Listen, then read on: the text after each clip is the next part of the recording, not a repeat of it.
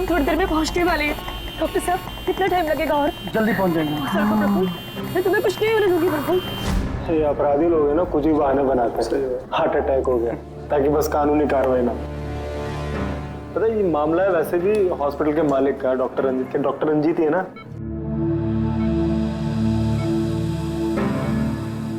Don't worry Sushila ji, operation के बाद दोनों ब्लॉकेजेस निकल जाएंगे। रंजीत जी, सिगरेट मंगवाऊं आपके लिए?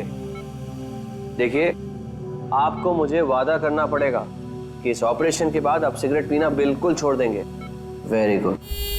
डॉक्टर साहब देखिए ना, इन्हें सांस नहीं आ रही है। प्रफुल्ल मैं तुम्हें कुछ नहीं होने दूंगी, मैं हूं ना। हम बस थोड़ी देर में पहुंचने वाले हॉस्पिटल। प्रफुल्ल सब कुछ ठीक हो जाएगा, मैं हूं ना। डॉक्टर साहब जल्दी करिए।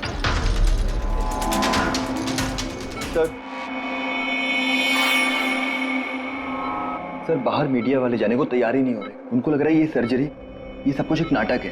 क्या? अच्छा तुम एक काम करो, पैथोलॉजी लैब असिस्टेंट संजीव से रंजीत जी की रिपोर्ट मंगवाओ। सर मैंने रिपोर्ट्स के लिए बोला हुआ है, बस वो आ ही रही है। देखिए आप लोग शांत हो जाइए।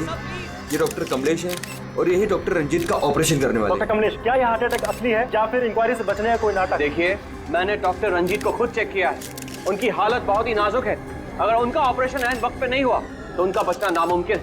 You understand that? लेकिन ऑर्गन ट्रांसप्लांट रैकेट में नाम आने के बाद ही ये हार्ट अटैक आया। तो ये कोई महज इत्तेफाक तो नहीं हो सकता। देखिए, हार्ट अटैक उस केस से पहले आया या उस केस के बाद में, ये मैं नहीं जानता। मैं बस इतना जानता हूँ कि यहाँ पे कोई नाटक, कोई ड्रामा नहीं चल रहा है। हम तो ये भी जानते हैं कि कई सालों से आप मिस्टर रंजीत के दोस्त भी हैं। आप लोग क्या कहने की कोशिश कर रहे हैं? हाँ, मिस्टर रंजीत और हम दोस्त हैं, करेक्ट। लेकिन मिस्टर रंजीत अगर किसी रैकेट में शामिल है या नहीं है तो उससे मेरा कोई लेना देना नहीं है। मैं बस इतना जानता हूँ कि यहाँ पर कोई नाटक नहीं चल रहा है, कोई ड्रामा नहीं चल रहा है। सर ये लीजिए। लाइए, ये देखिए, ये है उस बात का सबूत। ये है उनका लिपिड प्रोफाइल टेस्ट। देखिए, ये उनके कोलेस्ट्रॉल कप के बढ़ते लेवल्स, ये उनके ट्राइग्लिसराइड्स। देखिए, ये है उनके दिल का स्कैन। ये देखिए, यहाँ पे साफ साफ दिख रहा है कि उनके जो दो मेन आर्टरीज है वो लगभग पूरी तरह से ब्लॉक्ड हैं। उनका साफ होना बहुत जरूरी है। मैं बस वही करने की कोशिश कर रहा हूँ। कल सुबह उनका ऑपरेशन है और आप लोगों को जो भी सवाल पूछते हैं ना, उनके ऑपरेशन के बाद, उनके होश में आने के बाद उनसे पूछ ली। Thank you very much.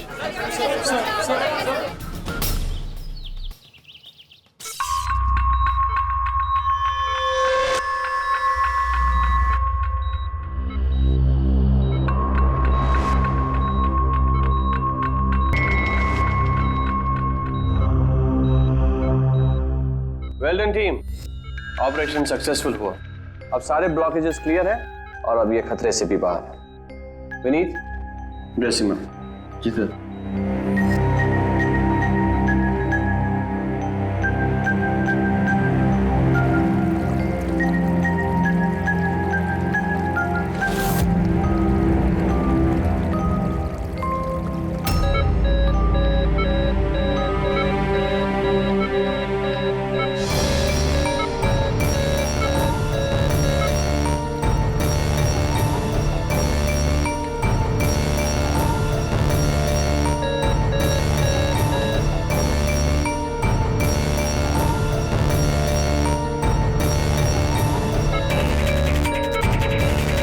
Sir इन्हें हार्ट अटैक आया है।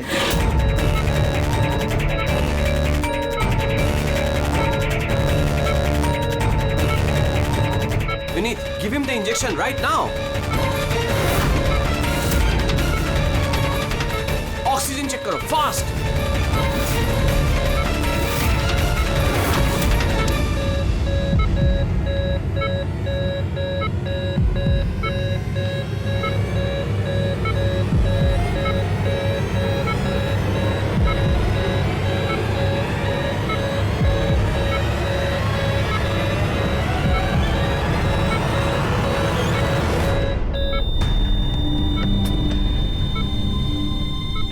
ये कैसे हो गया? हम इन्हें बचा ना पाए।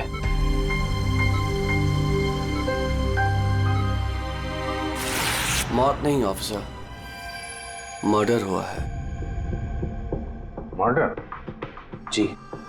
पर डॉक्टर रंजीत की मौत तो हार्ट अटैक से हुई है ना? हार्ट अटैक तो हुआ है लेकिन अपने आप नहीं हुआ है। क्या मतलब? आइए मैं आपको दिखाता हूँ, आइए। ये देखिए सर, ये है रंजीत के दिल का स्कैन जो उसकी सर्जरी के पहले किया गया था। ये 2 आर्टरीज, ये पहली वाली लगभग 50% ब्लॉक्ड है, जबकि दूसरी वाली 80% ब्लॉक्ड है। और ये दूसरा स्कैन देखिए सर, जो सर्जरी के तुरंत बाद ही लिया गया था, जिसमें कोई ब्लॉकेज बिल्कुल नहीं है। इसका मतलब ये हुआ कि हमारा ऑपरेशन सफल था। लेकिन फिर अचानक डॉक्टर रंजीत को दिल का दौरा पड़ा और हम उन्हें बिल्कुल बचा ना सके। तो इसीलिए आप कह रहे हैं कि रंजीत को हार्ट अटैक नहीं बल्कि किसी ने मारा है? सर, मुझे पूरा यकीन है कि डॉक्टर रंजीत की हत्या ही हुई। अब चौंकाने वाली बात यह है कि यहां पे एक ब्लॉकेज है जो सर्जरी से पहले किए हुए स्कैन में था ही नहीं, और इसी की वजह से हार्टरी में 100% ब्लॉकेज हुआ, जिसकी वजह से फाइनली डॉक्टर रंजीत की मौत हो गई। हाँ मगर डॉक्टर साहब, कभी कभी सर्जरी के वक्त भी तो खून का थक्का आ जाता है, उसकी वजह से हार्ट अटैक आया होगा। होता है सर, लेकिन इतना बड़ा ब्लॉकेज यूं मिनटों में नहीं बनता, इसके लिए सालों लगते हैं सर। सुबह के 7 बजे जब हमने ये पहला स्कैन निकाला था तो इसमें कोई ब्लॉकेज बिल्कुल नहीं था सर। महज 15 से 20 मिनट के अंदर अंदर इतना बड़ा ब्लॉकेज कैसे बन सकता है सर, बताइए। डॉक्टर साहब, क्या कोई ऐसे किसी की आर्टरी ब्लॉक कर सकता है? किसी ने कैसे ऐसा किया होगा ये तो मुझे भी नहीं पता।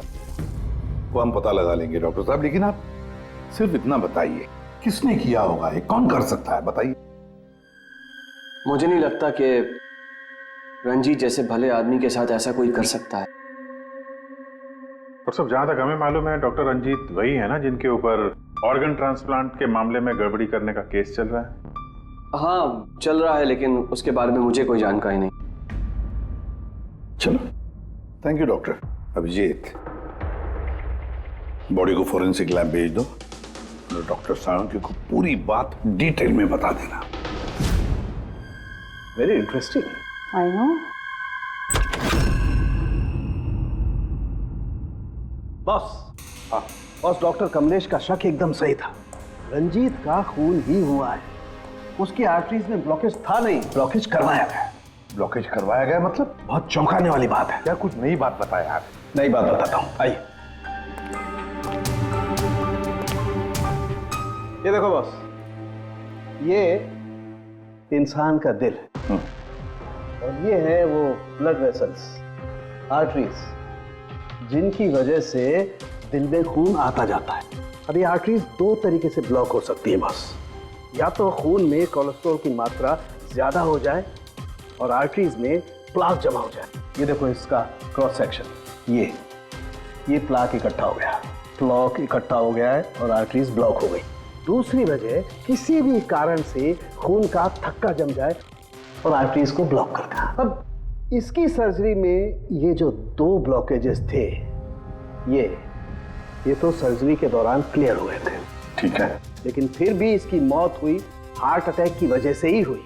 और वो है ये तीसरा आर्टरी का ब्लॉक, जिसकी वजह से हार्ट अटैक हुआ। और इस ब्लॉक की कोई और ही वजह है बॉस। ब्लॉक की वजह कुछ और है मतलब? इसकी वजह है पॉलीएक्रिलेट पॉलीमर। Polyacrylate polymer? ये कोई खतरनाक केमिकल है क्या? नहीं फ्रेडी साहब, ये केमिकल तो ऑलमोस्ट हर घर में मौजूद होता है। मैं दिखाती हूँ आपको। ये डायपर देख रहे हैं, ये केमिकल हर डायपर और सैनिटरी नैपकिन के अंदर होता है और इसका काम है किसी भी लिक्विड या तरल पदार्थ को जेल में बदलना। ये है पॉलीएक्रिलेट पॉलीमर के क्रिस्टल्स। अब मैं इसको के ऊपर पानी डालती हूँ।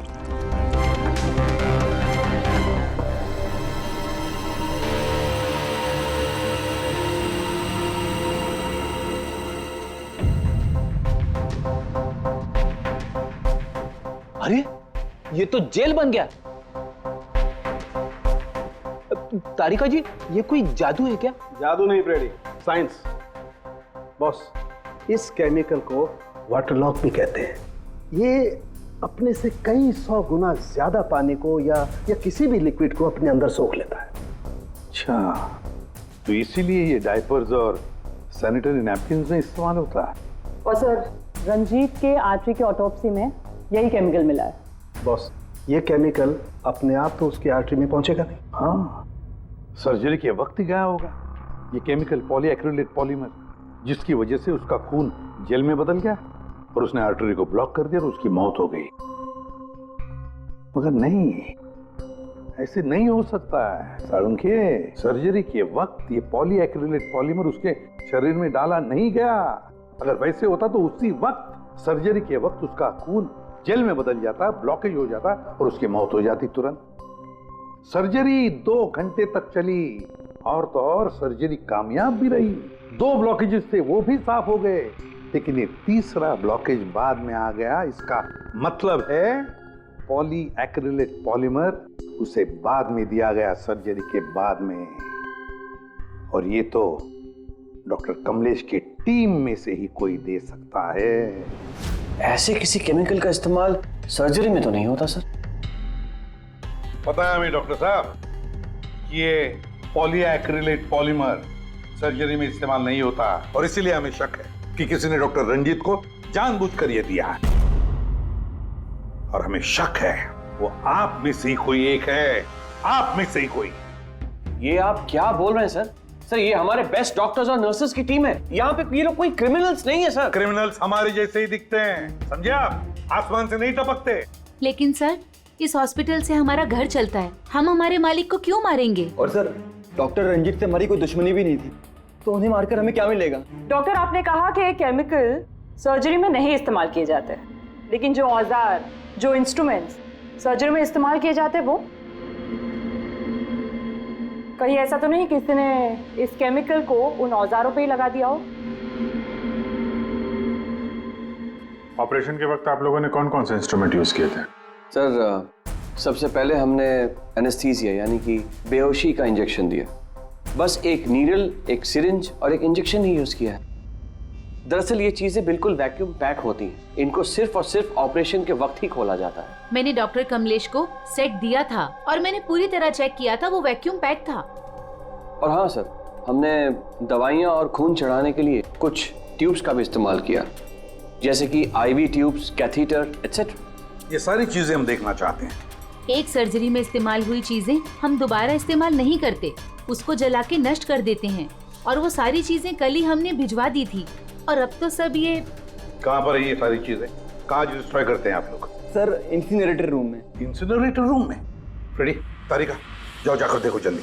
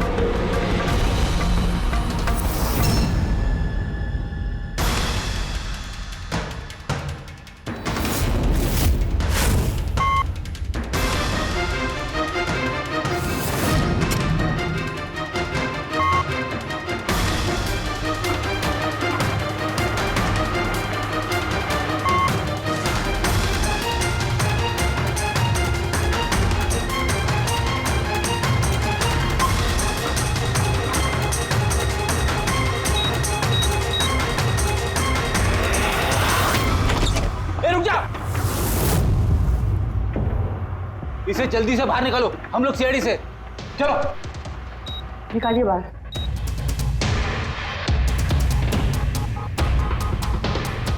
मैं इसे इमीडिएटली चेक करके आपको बताती हूँ। हाँ?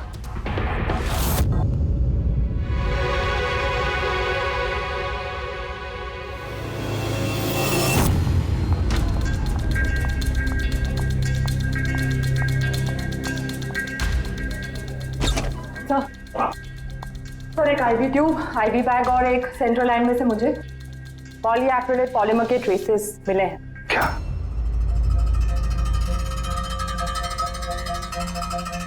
क्यों डॉक्टर साहब? किसने डॉक्टर रंजीत को IV ट्यूब और IV बैग लगाई थी? डॉक्टर नीतू ने।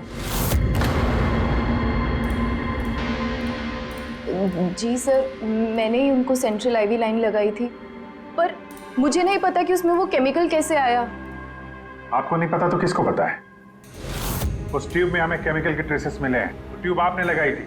देखो डॉक्टर नीतू, क्यों किया तुमने ये? क्यों किया?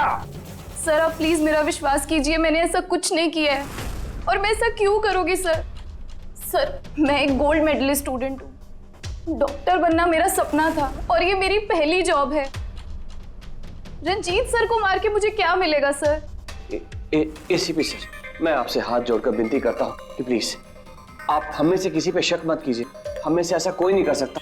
आप खुद ही सोचिए, अगर हम में से किसी ने भी ऐसा किया होता तो हम खुद आपको यहाँ क्यों बुलाते? बस वो केमिकल आईवी ट्यूब और आईवी बैग में से मिला है और वो डॉक्टर नीतू ने लगाया था। अगर डॉक्टर नीतू ने नहीं लगाया तो फिर और किसने लगाया? है कोई जवाब?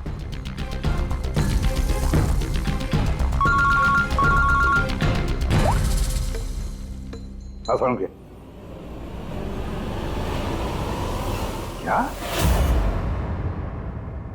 क्या सालुंखे, अभी अभी तक तो तू ये कह रहा था कि पॉलीएक्रिलेट पॉलीमर से कोई भी लिक्विड कुछ ही सेकंडों में जेल में कन्वर्ट होता है। अब तू कह रहा है कि डॉक्टर रंजीत की सर्जरी से पहले उसे ये पॉलीमर दिया गया था। कैसे? ये कैसे हो सकता है? हाँ? बॉस, जब मैंने रंजीत की ऑटोप्सी को और बारीकी से चेक किया तो मुझे पॉलीएक्रिलेट पॉलीमर के अलावा एक और केमिकल भी मिला। और एक केमिकल मिला? कौन सा? जेलेटिन। जेलेटिन तो घुल गया है लेकिन उसके ट्रेसेस अभी भी बाकी हैं बॉस। यार तू कहना क्या चाहता है? मुझे आश्चर्य इस बात का है कि जेलेटिन आखिर उसके खून में गया तो गया कैसे? जेलेटिन, ये कैप्सूल का खोल जेलेटिन का बना होता है जिसमें दवाई भरी जाती है और ये कैप्सूल शरीर में तब तक नहीं घुलता है जब तक वो अपनी जरूरी जगह पर नहीं पहुंच जाए, क्योंकि इस जेलेटिन को घुलने में थोड़ा वक्त लगता है। ये देखो, ये जेलेटिन का कैप्सूल ये हमने पानी में डाला, अब इसे घुलने में थोड़ा वक्त लगेगा। तो मतलब सालुंखे, तेरे कहने का मतलब है कि जिसने भी ये किया है उसने पॉलीएक्रिलेट पॉलीमर रंजीत के शरीर में इस कैप्सूल के जरिए डाल दिया। नहीं बॉस, कैप्सूल के जरिए नहीं, बल्कि उसने ये पॉलीएक्रिलेट पॉलीमर के छोटे छोटे क्रिस्टल्स को जेलेटिन में कोट कर दिया।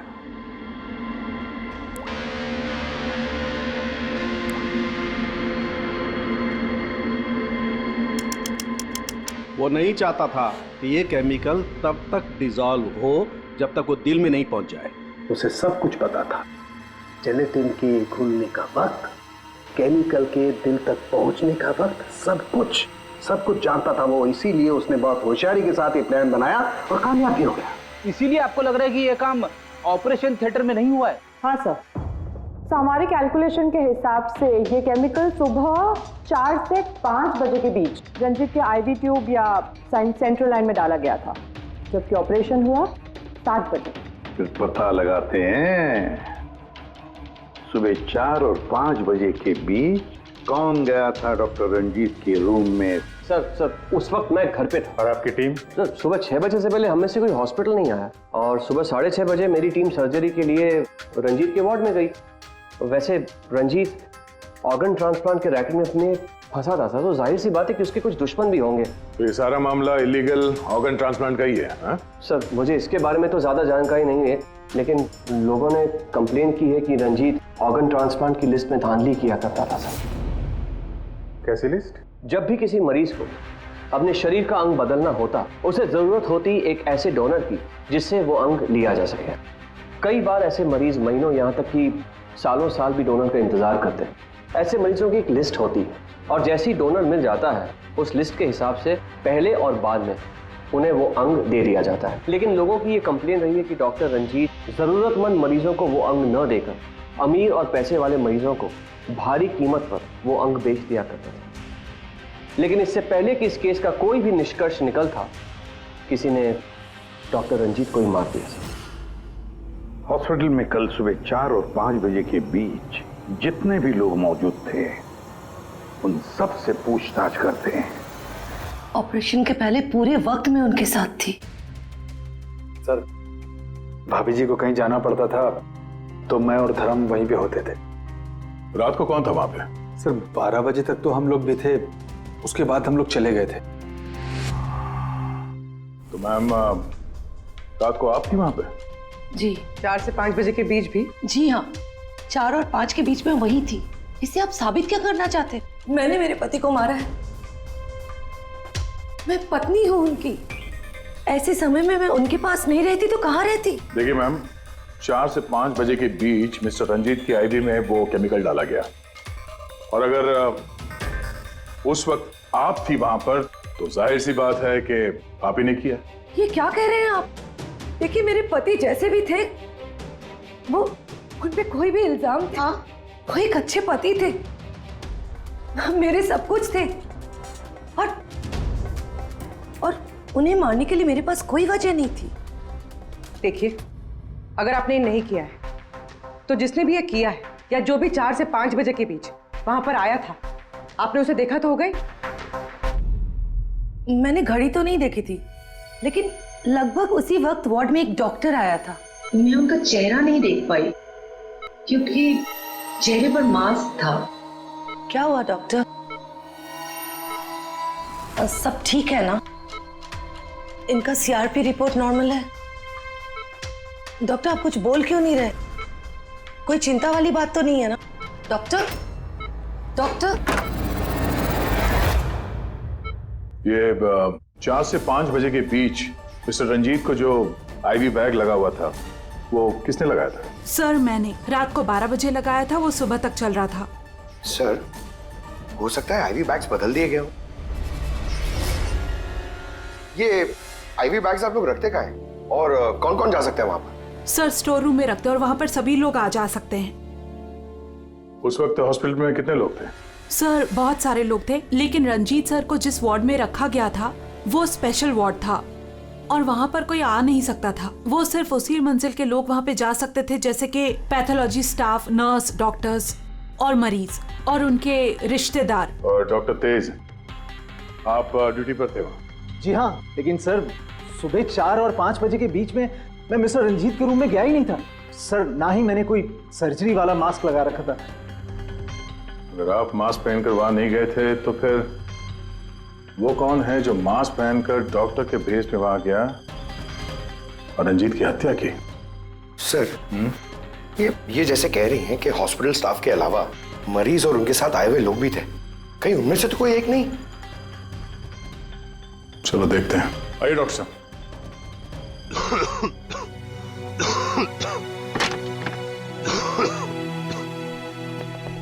सर, इस वार्ड में वो मरीज हैं जो कल भी एडमिट थे।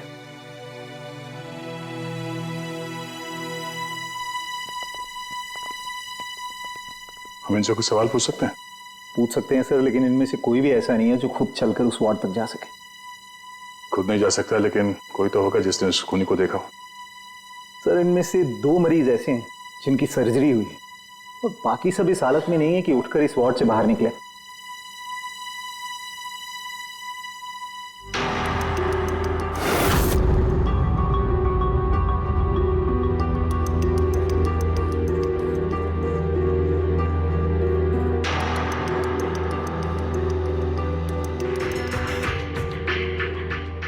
बस इतने ही मरीज हैं, इनके अलावा कोई और? मतलब कोई ऐसा जो कल यहाँ पर था मगर अभी नहीं है? हाँ सर, एक आदमी था जो मिस्टर रंजीत की सर्जरी से 1 रात पहले आया। उसे सीने में दर्द की प्रॉब्लम थी। हम लोगों ने सारे टेस्ट किए, लेकिन सारी रिपोर्ट नॉर्मल आई सर। हौसला रखो प्रफुल्ल, सब कुछ ठीक हो जाएगा। मर गया डॉक्टर साहब अभी आते ही होंगे। बुलाओ डॉक्टर। हौसला रखो ना, हौसला रखो। डॉक्टर साहब देखिए ना, इतना दर्द हो रहा है। डॉक्टर, मैं चेक कर लेता हूँ। बहुत दर्द है डॉक्टर। देखिए, ईसीजी, एंजियोग्राम सब नॉर्मल है। मुझे नहीं लगता इन्हें कोई हार्ट की प्रॉब्लम है। मुझे लगता है इन्हें गैस की प्रॉब्लम है। मैं कुछ दवाइयाँ लिख देता हूँ, आप इन्हें घर ले जा सकते हैं। घर? नहीं डॉक्टर साहब, मैं कोई रिस्क नहीं लेना चाहती। आप कम से कम रात भर तो इन्हें यहाँ रहने दीजिए ना। देखिए, मुझे नहीं लगता इसकी जरूरत है, लेकिन अगर आप फिर भी कहती हैं, नर्स इन्हें एडमिट कर लीजिए। Don't worry, he will be okay. ये प्रफुल्ल हॉस्पिटल से डिस्चार्ज कब हुआ? सर, यही कोई 9:30-10 बजे। 9:30-10 बजे? पंकज, इस प्रफुल्ल के बारे में पता करो और यहाँ हॉस्पिटल में उसने जो एड्रेस और नंबर दिया है उसे क्रॉस चेक करो।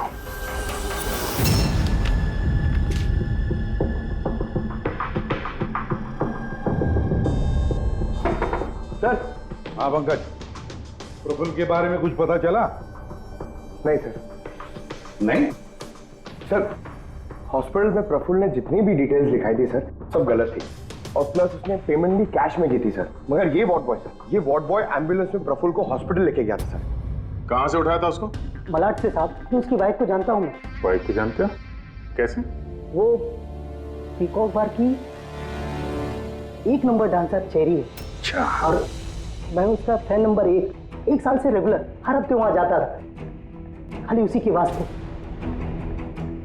अपने को वो कभी देखी ही नहीं। और उस दिन एम्बुलेंस में कितने प्यार से अपने पति का टेक केयर कर रही थी।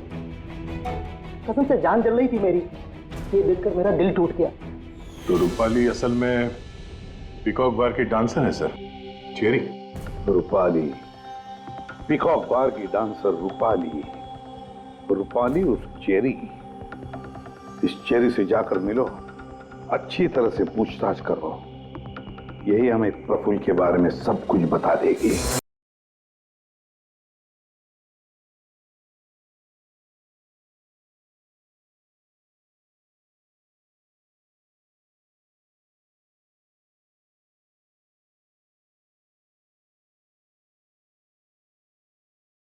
साहब, अपनी चेरी आज तो खुश दिख रही है। चेरी को छोड़, वो आदमी कहाँ है?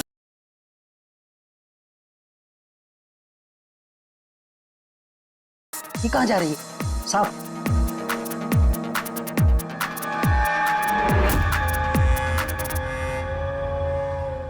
साहब, यही है चेरी का मर्द। ये है?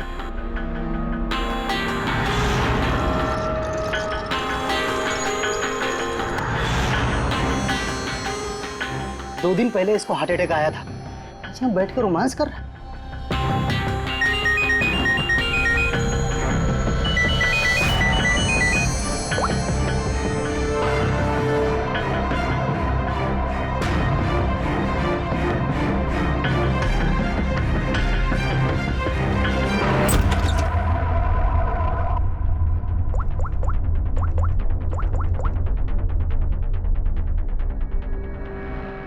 देख, मैंने काम पूरा किया ना बॉस, तो पूरा पैसा ही बनता है। सुन सुन सुन सुन, तूने कहा उसको मार डाल, मैंने मार दिया। अभी कैसे किया, क्या किया, ये सब में घुसने का नहीं है।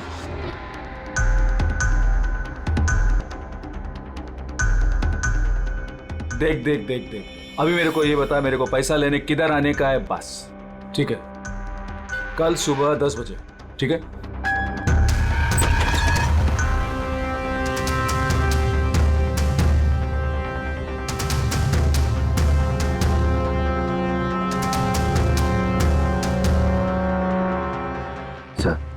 इसने मान लिया कि खून इसी ने किया है सर। अपने बॉस से फोन पे बात कर रहा था कुछ पैसे की लेन देन के लिए, और कल सुबह उससे मिलने वाला है सर। अभी पकड़ लिया सर? नहीं, अभी नहीं। ये अपने बॉस से मिलेगा और हम लोग भी मिल लेंगे इसके बॉस से। पता तो चले असली खिलाड़ी कौन है।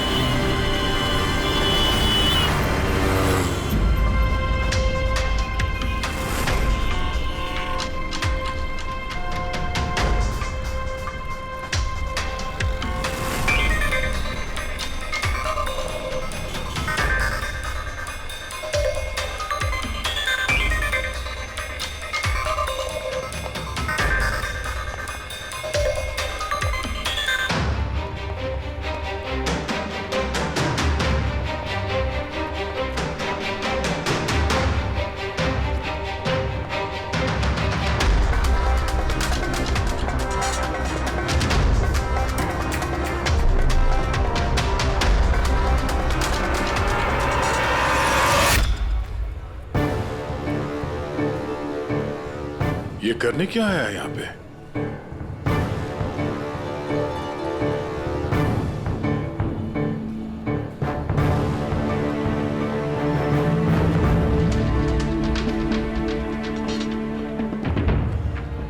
यहाँ क्या करना था?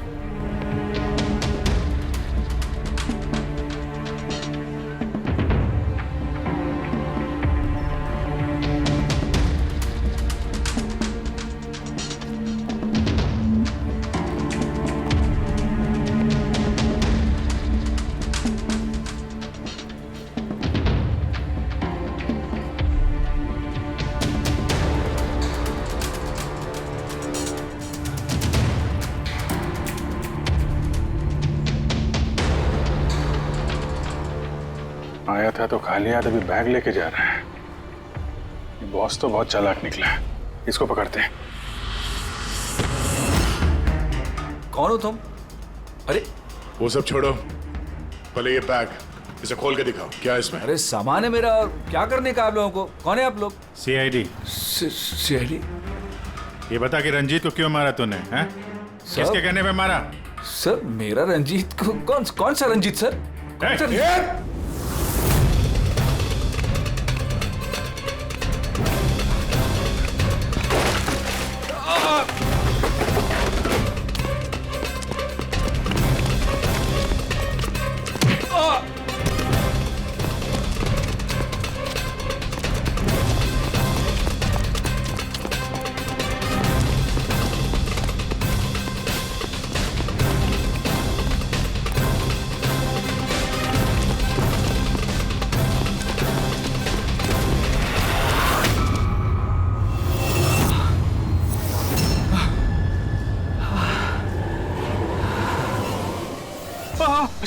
सर मैंने कुछ नहीं किया सर। सर मैंने कुछ नहीं किया सर। नहीं, फोन पे तो अपना गुनाह कबूल कर चुके हो, अब जरा हमें भी बता दो। सर मैंने कोई गुनाह नहीं किया सर। फोन पे सर झूठ बोला था सर, मैंने फोन पे सच बोल रहा हूँ सर। पहले झूठ बोल रहे थे कि अब झूठ बोल रहे हो? सर अभी मैं बिल्कुल सच बोल रहा हूँ आपके सामने सर। सर मैंने कुछ नहीं किया सर, कुछ नहीं किया सर। तो वो झूठा हार्ट अटैक का बहाना करके हॉस्पिटल में भर्ती क्यों हुआ था? सर मैं उधर जमा जरूर हुआ था सर, उसको मारने के लिए जमा हुआ था सर, लेकिन सर वो मेरे मारने से पहले ही मर गया सर। मर गया? हमें अच्छी तरीके से पता है कि रंजीत के खून में वो जिलेटिन कोटेड केमिकल तुमने मिलाया था, पॉलीएक्रिलेट पॉलीमर। क्या साहब, क्या बोला साहब? कौन? सर क्या बोल रहे हो सर? सर इतनी बड़ा नाम अगर याद कर पाता सर तो मैं डॉक्टर नहीं बनाता सर। सर मैं ना सर 8वीं फेल हूँ सर, 8वीं फेल सर। सर ये किलोमीटर पॉली क्या बोल रहे हो साहब, मेरे को नहीं मालूम है सर। सर मैं उधर था, मौका मिलते ही मैं उसका गला बिला दबा के चाकू भी के अंदर करके उसको, लेकिन सर मौका ही नहीं मिला सर। मौका ही नहीं मिला। वो भर्ती हो गया सर उधर, किधर जो चीर फाड़ के वो सर ऑपरेशन होता है ना कमरे में सर, वो उधर भर्ती हो गया सर। तो सुबह न्यूज आया सर, वो निकल लिया सर। सर सच बोल रहा हूँ सर, नहीं तो मेरी चेरी से पूछ लो सर। अच्छा, तो फिर ये इतने सारे पैसे और वो फोन कॉल?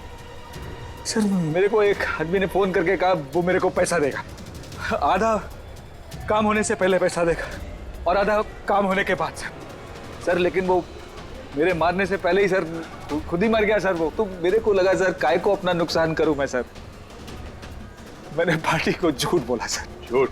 हाँ, हॉस्पिटल में 4 से 5 बजे के बीच रंजीत के कमरे में तुम ही गए थे ना, डॉक्टर के बेस में? सर गया था सर। सर पूरी रात लोगों का आना जाना चालू था सर उधर। सुबह 4-5 बजे सर थोड़ा शांति माहौल हुआ सर, तो मैं डॉक्टर का वो इधर लगाते सर मास्क और कोट बीट पहन के सर गया सर। मैं जैसे ही इसको मारने वाला था ना उधर आंटी चक गई सर। क्या बात है डॉक्टर? मेरे को असली का डॉक्टर समझे, मेरे से सवाल जवाब करने लगा। मैं डर गया सर, मैं क्या जवाब देता सर उसको। तो मैं वहां से भाग गया, सच बोल रहा हूँ सर, मैं भाग गया वहां से। वो कॉन्ट्रैक्ट किसने दिया था तुझे? सर मेरे को उसका नाम पता नहीं मालूम है सर। कोई क्या सर प्राइवेट नंबर कुछ सर ऐसा किसी से फोन करता है सर। वो पहले भी उसने यही ऐसे ही पैसा दिया था सर, और ये वाला भी सर ऐसे ही जो सर। सच बोल रहा हूँ सर, सच बोल रहा हूँ सर। सर आप लोगों ने मुझे यहाँ पे क्यों बुलाया सर? प्रफुल्ल को जानते हो? प्रफुल्ल? कौन प्रफुल्ल? प्रफुल्ल? अरे हाँ, तुम तो उसे जानते नहीं, तुमने उसे कभी देखा भी नहीं, तुमने तो सिर्फ उसके साथ फोन पर ही बात की। आप लोग क्या करें, मुझे कुछ समझ में नहीं आ रहा है सर। कोई बात नहीं, हम याद दिलाते हैं।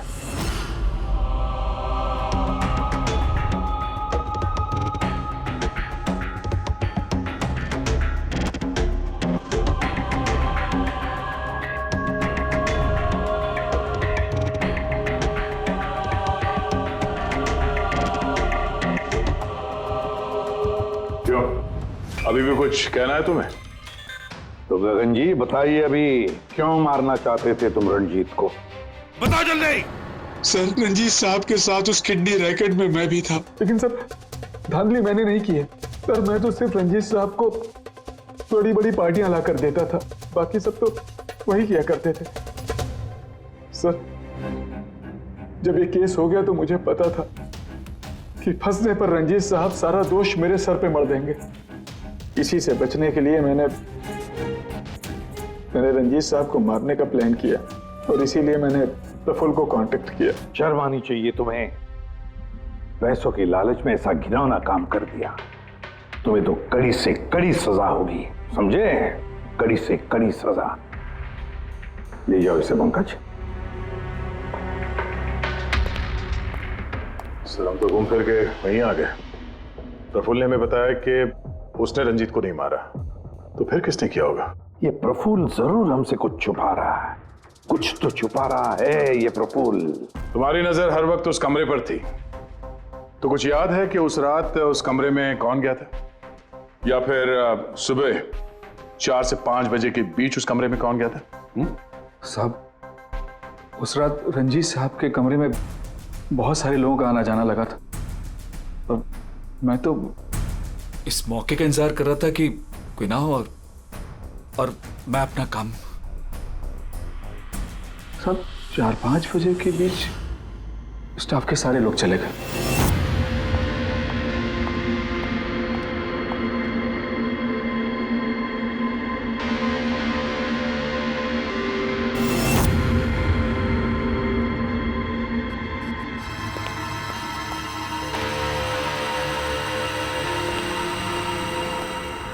मतलब दया, अभिजीत,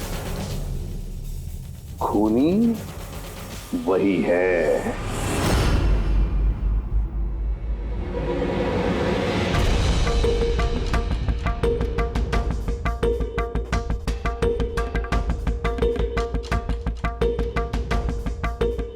प्रफुल्ल,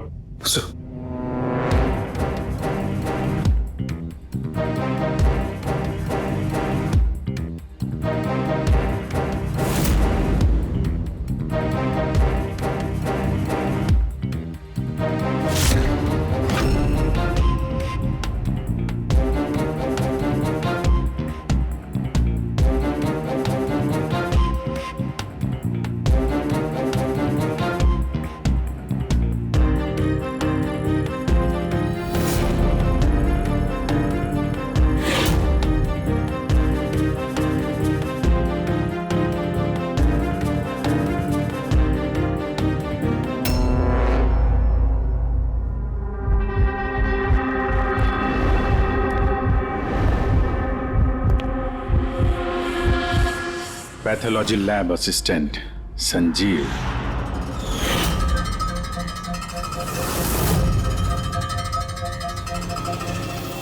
हैं सर? चलो।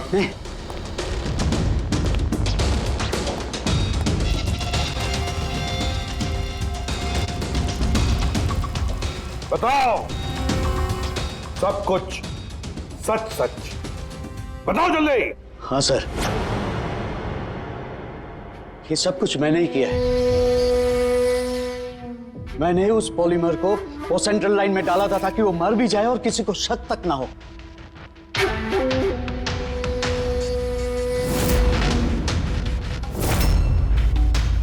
मैं तो चाहता था सर कि वो ऑपरेशन के दौरान ही मर जाए, लेकिन वो बाद में मरा है?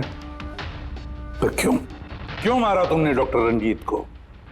ऐसी क्या दुश्मनी थी तुम्हारी डॉक्टर रंजीत के साथ? उसने मेरी जिंदगी मुझसे छीन ली थी सर। उसने मेरी बेटी को मार डाला था सर।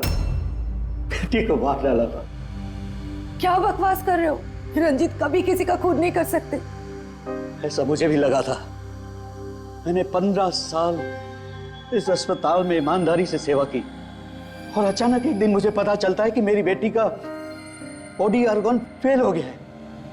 उसकी जिंदगी के लिए नया बॉडी ऑर्गन का मिलना बहुत जरूरी था सर, और वो मिला भी। एक डोनर मिला सर, और कुछ ही दिनों में उससे नया बॉडी ऑर्गन डालने वाले थे। उसे नई जिंदगी मिलने वाली थी सर, नई जिंदगी। मैं खुशी से पागल था सर, खुशी से पागल हो गया था। सारी तैयारियां हो चुकी थी इसी अस्पताल में सर। ऑपरेशन भी होने वाला था,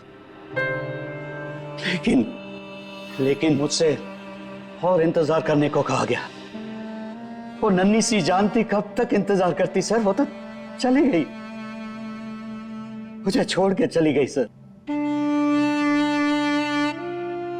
फिर मैंने एक दिन ऑफिस में उसका केस पेपर देखा सर।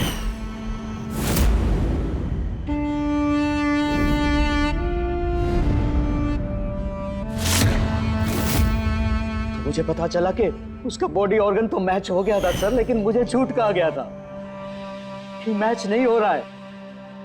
झूठ कहा गया था सर, उसे चंद पैसों के लिए किसी और को दे दिया गया था सर, सिर्फ अच्छे पैसों के लिए, कुछ ज्यादा पैसों के लिए। मेरी बेटी मुझसे चली गई सर, मुझे छोड़कर चली गई। और सर उसी दिन मैंने कसम खा ली थी कि जिस दिन मौका मिलेगा मैं छोड़ूंगा नहीं, मैं बदला तो लेके रहूंगा सर, कसम खाई थी मैंने। क्या फायदा हुआ? क्या तुम्हारी बेटी तुम्हें वापस मिल गई? बदले की आग में तुमने एक जान ले ली और खुद बन गए सजा के हकदार। कानून तुम्हें माफ नहीं करेगा, तुम्हें कड़ी से कड़ी सजा होगी।